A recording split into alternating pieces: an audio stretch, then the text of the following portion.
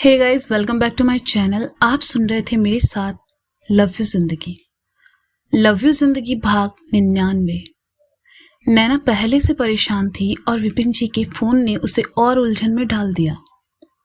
वह अपना सर पकड़े बैठी थी, तभी मोंटी चाय का कप लेकर उसके पास आया और कहा, बच्चे, अंकल का फोन आया था तुम्हारे पास। हाँ, पता नहीं अब क्या हुआ है। डैड को इतने गुस्से में तो कभी नहीं देखा मैंने। नैना ने कहा, डोंट वरी, मैं हूं ना, मैं तेरे साथ चलूंगा। मोंटी ने चाय का कप नैना की ओर बढ़ाकर कहा, हम दोनों भी साथ चलेंगे। रुचिका और शीतल ने अंदर आते हुए कहा तो नैना ने कहा, तुम लोग कहाँ जा रही हो? नया जॉब नहीं देखना? अरे पहाड़ में गया जॉब, जहां तुम नहीं वहां हम नहीं। वैसे भी मैं तो शादी के बाद घर संभालने वाली हूँ और घर में ही अपना खुद का बिजनेस शुरू करूंगी। शीतल ने नैना के बगल में बैठते हुए कहा, मैंने भी रिजाइन कर दिया है। ऐसे लोगों के साथ काम करने से अच्छा है मैं अपनी नई जिंदगी के बारे में सोचूं। रुचिका ने मोंटी के पास बैठते हुए कहा, बट गाइस, वो मेरी वजह से ये सब कर रहा है। आई डोंट नो कि उसके दिमाग में इस वक्त क्या चल रहा होगा, लेकिन उसे मुझे रोकना ही होगा। मैं डैड को फिर से हर्ट होते नहीं देख सकती। नैना ने परेशान होकर कहा, इस अनुराग ने तो पूरा रायता फैला दिया है यार। मुझे लगता था अच्छा इंसान है, लेकिन नहीं, इतना हरामी निकलेगा सोचा नहीं था। रुचिका ने गुस्से से कहा तो मोंटी ने उसके हाथ पे हाथ रखकर कहा, रुचि कूल डाउन, छोड़ो उसे। तुम उसको और उसके साथ काम करने की कोई ज़रूरत नहीं है। तुम तीनों को अपने आप को थोड़ा टाइम देना चाहिए और फिर सोचो लाइफ में क्या करना है। मेरा क्लियर है, मैं अपना खुद का बिजनेस शुरू करूंगी। शीतल ने कहा, मैं तुम्हारे साथ रहकर जॉब, लेकिन पहले शादी। रुचिका ने कहा, मुझे तो पहले डैड से मिलना है। अनुराग को लेकर उनकी जो गलत फहमियां हैं उन्हें दूर करनी होगी। नैना ने कहा, हम सब साथ चलेंगे नैना। जब तुम हम सब की जिंदगी में खुशियां ला सकती हो तो हम सब मिलकर भी तुम्हारी प्रॉब्लम सॉल्व कर सकते हैं। शीतल ने कहा तो नैना मुस्कुरा उठी और कहा, तुम सब जैसे दोस्त होना तो जिंदगी खूबसूरत नहीं बल्कि बहुत ज्यादा बेहतर हो जाती है। चलो नहाकर आती हूँ, फिर चलते हैं जिंदगी के सबसे कठिन पड़ाव पर। नैना नहाकर आई, तैयार हुई और एक बार फिर सबने अपना अपना सामान बांध लिया और चारों हॉल में चले आए। शीतल का बैग नहीं था। नैना ने देखा तो कहा, शीतल तेरा सामान कहाँ है? नैना, भैया तो रिश्ता तोड़कर जा चुके हैं, अब मैं कहाँ जाऊंगी? शीतल ने कहा, थक पागल, तेरी और सार्थक की शादी हो तब तक तू मेरे घर में रहेगी, डैड मना नहीं करेंगे। नैना ने कहा तो शीतल अपना सामान भी ले आई और चारों सार्थक से मिलने नीचे चले आए और उसके बाद बस स्टैंड के लिए निकल गए। बस स्टैंड पहुंचकर मोंटी ने 4 टिकट बुक करवाए और चारों अंदर बैठ गए। अच्छी लग्जरी बस थी। रुचिका और मोंटी साथ बैठे थे और उनकी बगल वाली सीट पर शीतल। नैना कोशिश कर रही थी कि उसके अंदर की उथल पुथल उसके चेहरे पर दिखाई ना दे, लेकिन उसकी आंखें बस सब बयां कर रही थी। नैना अपने डैड से बहुत प्यार करती थी और नहीं चाहती थी कि उसकी वजह से विपिन जी एक बार फिर हर्ट हो। उसने आंखें मूंदकर सर सीट से लगा लिया। मोंटी ने देखा तो रुचिका से कहा, यार नैना को ऐसे देख के अच्छा नहीं लग रहा, तुम्हारे पास कोई आइडिया है क्या? मोंटी के कहने पर रुचिका अपनी सीट से उठी और बस की गैलरी में आकर गाना गाने लगी। नैना ने सुना तो अपनी गर्दन रुचिका की ओर घुमा दी। शीतल ने सुना तो वह भी उठ खड़ी हुई और रुचिका का साथ देते हुए गाने लगी। बस अपनी स्पीड में चली जा रही थी। मोंटी के साथ साथ बस के सभी लोग रुचिका और शीतल का गाना सुन रहे थे। नैना बस चुपचाप सुन रही थी और उनकी नौटंकियां देख रही थी। रुचिका उसके बगल में आकर बैठी और गाने लगी। मोंटी, जिसे ये सब सुनकर मजा आ रहा था, एकदम से उठा और नैना के पास चला आया। उन सबको हंसते मुस्कुराते देखकर नैना भी मुस्कुराने लगी। बस का माहौल काफी खुशनुमा हो चला था। रुचिका, शीतल और मोंटी ने सबको गाने पर मजबूर कर दिया और सभी उनके साथ लव यू जिंदगी गाए जा रहे थे। देर रात सभी लखनऊ पहुंचे। मोंटी ने कैब बुक की और चारों घर पहुंचे। विपिन जी उस वक्त सो चुके थे, इसलिए आराधना ने चारों का खाना ऊपर ही भिजवा दिया। खाना खाकर सभी सोने चले गए। सुबह नैना की आंख खुली और खुली की खुली रह गई। उसने देखा सब सो रहे हैं। उसने सबको उठाया और नीचे चलने को कहा। सबने आकर नीचे चाय पी। तब तक विपिन जी भी आ गए और नैना से कहा, ये तुमने ठीक नहीं किया नैना। मैंने क्या किया है डैड?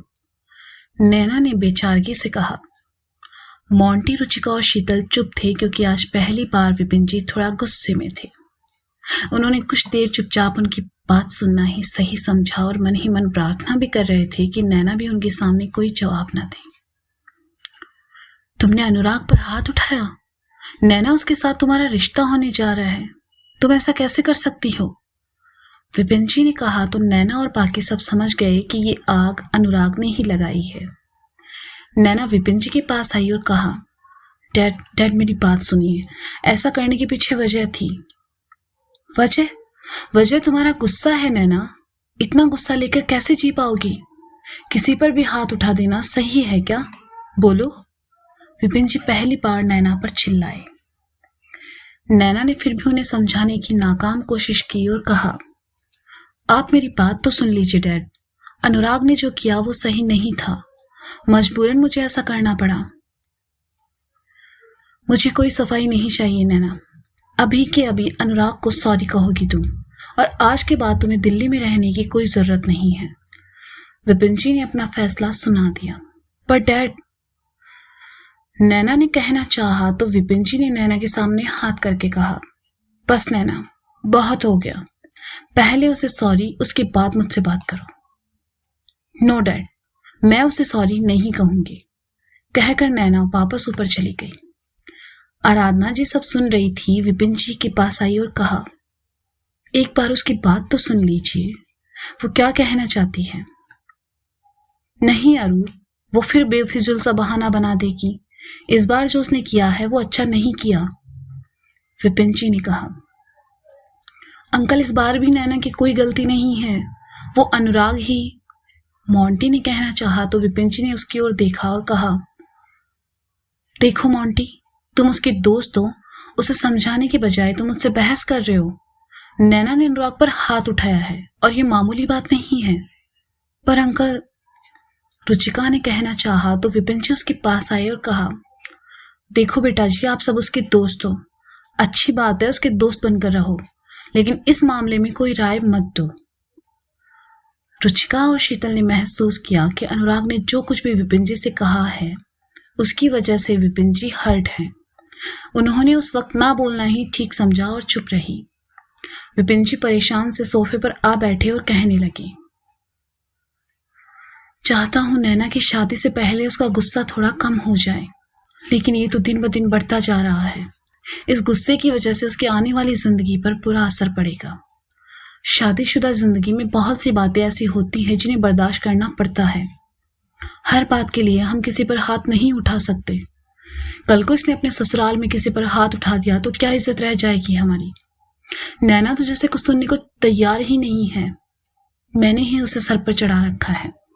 तभी दयाल काका आते हैं और कहते हैं, विपिन जी, ये कोई लिफाफा आया है। विपिन जी उन्हें अंदर आने का इशारा करते हैं तो वह लिफाफा लेकर अंदर आ गए। विपिन जी ने लिफाफा खोलकर देखा तो पाया उसमें कुछ फोटोग्राफ्स थे। विपिन जी एक के बाद एक फोटोग्राफ्स देखते गए और उनके चेहरे के भाव बदलते गए। वे फोटोग्राफ्स देखकर उठे।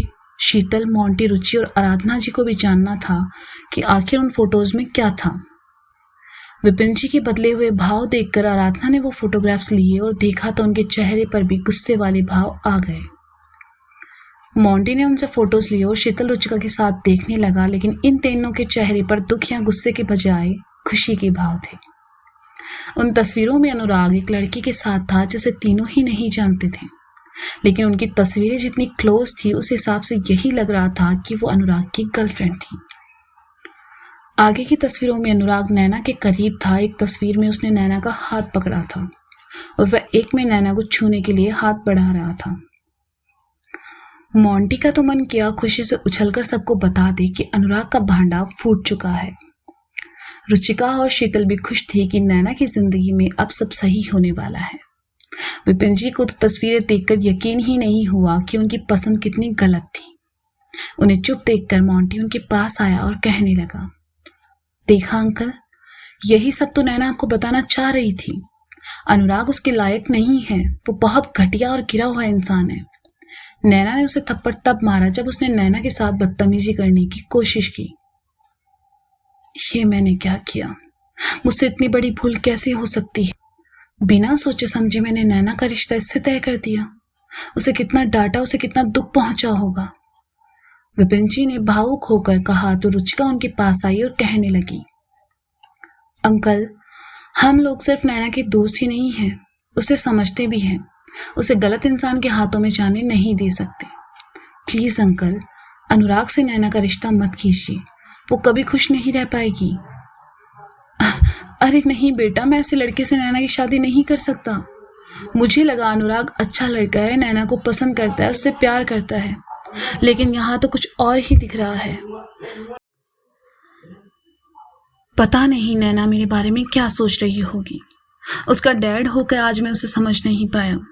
विपिन जी की आंखों में आंसू आ गए। अरे परेशान मत होइए अंकल, नैना आपसे बहुत प्यार करती है। आप हर्ट ना हो इसलिए वो बर्थडे वाले दिन भी कुछ नहीं बोल पाई। अभी भी जाकर आप उसे प्यार से गले लगाएंगे ना तो वो पिघल जाएगी। शीतल ने कहा, मैं उससे मिलकर आता हूँ। कहकर विपिन जी उन तस्वीरों के साथ ऊपर नैना के कमरे की ओर चले आए। रुचिका ने तुम्हारी खुशी के मोंटी को गले ही लगा लिया। आराधना ने देखा तो खांसने का नाटक किया। रुचिका मोंटी से दूर हुई और शीतल का हाथ थामकर खुशी से चहकने लगी। आराधना ने कहा, चलो आओ तुम सब नाश्ता कर लो। लेकिन आंटी नैना? शीतल ने कहा, उन्हें नैना को मनाना अच्छे से आता है। आराधना ने कहा और सबको लेकर डाइनिंग टेबल के पास चली आई। विपिन जी ऊपर नैना के कमरे में आए, देखा नैना खिड़की के पास खड़ी होकर बाहर देख रही है। तो विपिन जी ने कहा, नैना? हाँ डैड। कहते हुए नैना उनके सामने आई तो विपिन जी ने आगे बढ़कर उसे गले लगाया और कहा, आई एम सो सॉरी मेरे बच्चे। बिना तुम्हारे मन की बात जाने मैंने अनुराग को तुम्हारे लिए चुना और तुम पर गुस्सा भी किया। तुम्हें उससे शादी करने की कोई ज़रूरत नहीं है। तुम्हारा जब मन करे तब शादी करना, जिससे मन करे उससे शादी करना। मेरी बातों का बुरा मत मानना बेटा। डैड, कैसी बात कर रहे हैं आप?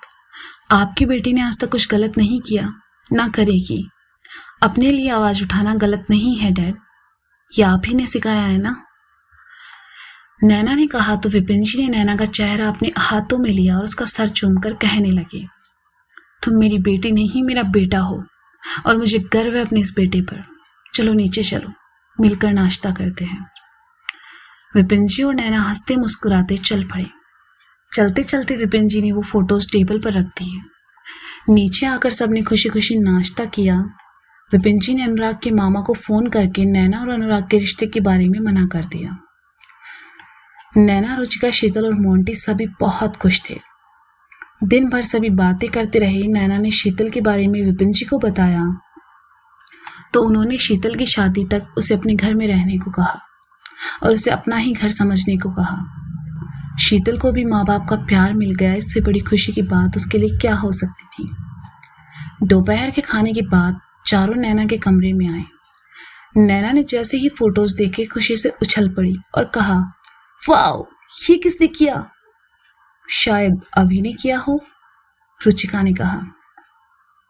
अरे नहीं, वो एक नंबर का फट्टू है, वो ये सब नहीं करेगा, पर जिसने भी किया है क्या कमाल का काम किया है ना। मुआ! नैना ने हवा में किस करते हुए कहा।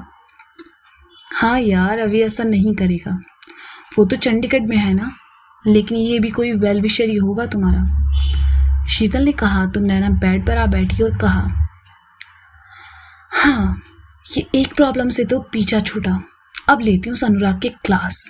कहकर नैना ने अपना फ़ोन निकाला और अनुराग को वीडियो कॉल लगा दिया। एक रिंग के बाद ही नैना ने सबको चुप रहने का इशारा किया।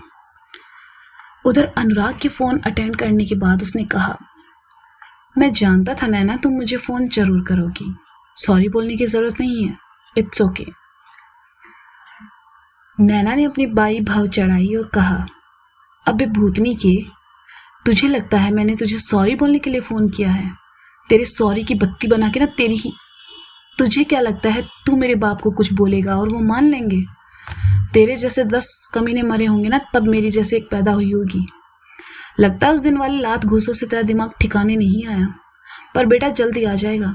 ये जो पैसा पैसा तू करता है ना, एक दिन तेरे इसी पैसे ने तेरे एल नहीं लगाए ना तो मेरा नाम बदल दियो। और सुन, शादी करूंगी, तेरी आंखों के सामने करूंगी, उसी से जिसने तुझे तेरी औकात दिखाई थी, अभी चौधरी। मिलते हैं शादी के दिन। कहकर नैना ने फोन काट दिया तो रुचिका ने किया, नैना अभी ने क्या किया? रुचिका के पूछने पर नैना ने वो ट्रैफिक वाली बात रुचिका को बताई तो नैना ने जिसे अपनी आंखों से देखा था, लेकिन उस वक्त अभी उसे नहीं देख पाया था। रुचिका ने सुना तो कहा, तुम दोनों एक दूसरे के लिए परफेक्ट हो, बस अब अंकल तेरे और अभी के रिश्ते के लिए हाँ कह दे। विपिन जी अपने कमरे में बैठे सोच में डूबे हुए थे। अनुराग के साथ जो लड़की तस्वीर में थी वो कोई और नहीं बल्कि हनी थी, जिसे विपिन जी अभी की गर्लफ्रेंड के रूप में जानते थे। उन्हें अभी के लिए बुरा लग रहा था। अभी को वो अपना दोस्त मानते थे। जब अभी को पता चलेगा कि उसकी गर्लफ्रेंड और नैना के होने वाले पति का चक्कर है तो उसे कितना बुरा लगेगा। काफी देर से उलझन में उलझे रहे लेकिन कोई हल नहीं मिला।